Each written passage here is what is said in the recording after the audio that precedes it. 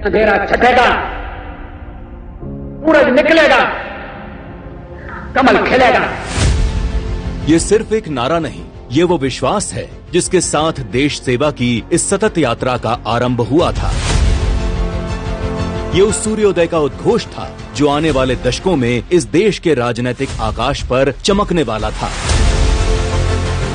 लेकिन 44 सालों का यह सफर आसान नहीं था।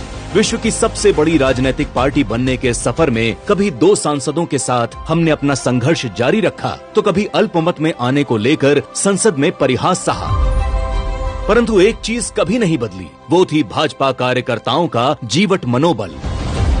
ये कार्यकर्ताओं का ही संकल्प था जिसके चलते 2 सांसदों वाली पार्टी 303 सांसदों के साथ बहुमत में आई।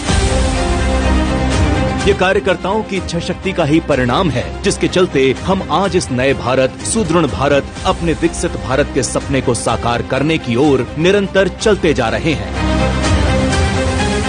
जब हिंदू समाज को जातियों में बांटकर कमजोर करने की साजिश रची जा रही थी, तब भाजपा कार्यकर्ताओं ने श्री लाल कृष्ण आडवाणी जी के नेतृत्व में राम मंदिर आंदोलन के झंडे तले देश, समाज और अपने आराध्य श्री राम के लिए एकजुट हो संघर्ष किया। भारतीय जनता पार्टी किसी परिवार के लिए नहीं, बल्कि एक विचारधारा के लिए समर्पित है और राष्ट्र प्रेम की उसी विचारधारा के लिए कार्यकर्ताओं की अथक मेहनत का ही परिणाम था कि 1984 से 1996 आते आते भारतीय जनता पार्टी गलियों से सत्ता के गलियारे तक पहुंची।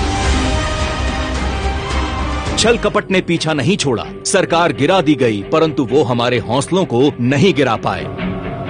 1999 में एक बार फिर से राष्ट्रवाद का परचम लहराया और अटल जी की सरकार बनी।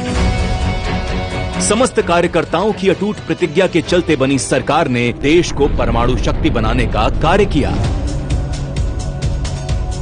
साल 2004 से 2014 तक भले ही हम केंद्र की सत्ता में नहीं रहे, परंतु राष्ट्र निर्माण के संकल्प को भाजपा के एक भी कार्यकर्ता ने विस्मृत नहीं किया। संगठन की मजबूती और देश प्रेम की भावना का परिणाम 2014 की अभूतपूर्व विजय के रूप में सामने आया।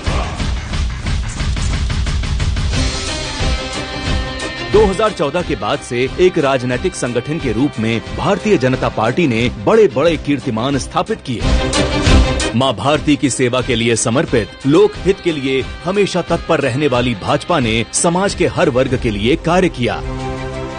भारतीय जनता पार्टी गांव, गरीब, महिला, युवा, किसान, आदिवासी सबका साथ देते हुए सबके विकास के लिए निरंतर कार्य कर रही है। जैसे भारत मेरी मां है, वैसे ही भाजपा भी मेरी मां है।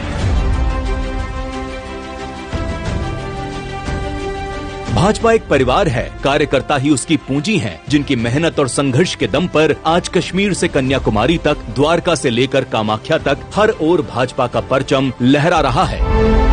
ये कार्यकर्ताओं की मेहनत का ही परिणाम था कि 2014 में जब राष्ट्रीय सदस्यता अभियान की शुरुआत हुई, तो चीन की कम्युनिस्ट पार्टी को पछाड़ते हुए 11 करोड़ से अधिक सदस्यों के साथ भाजपा दुनिया की सबसे बड़ी पार्टी बन गई और फिर 2019 के राष्ट्रीय सदस्यता अभियान से ये संख्या बढ़कर 18 करोड़ के पार हो गई। ये कार्यकर्ताओं की मेहनत और दृढ़ संकल्प का ही नतीजा है कि आज 13 राज्यों में कमल खिला है। ओडिशा में पहली बार भाजपा की सरकार बनी, तो वहीं केरल में भाजपा ने पहली बार जीत दर्ज की।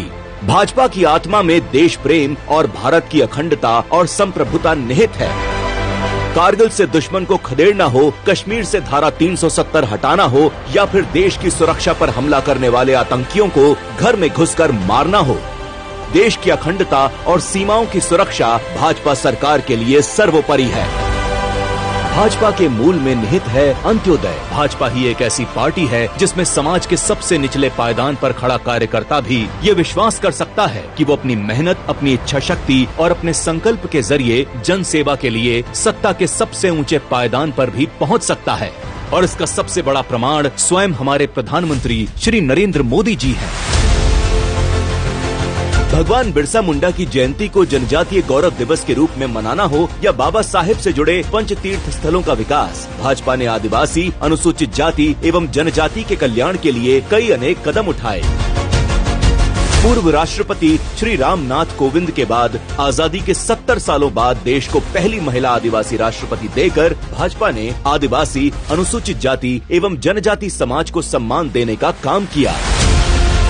इस बात को किसी प्रमाण की आवश्यकता नहीं रही है कि भाजपा मजबूत होगी तो देश मजबूत होगा।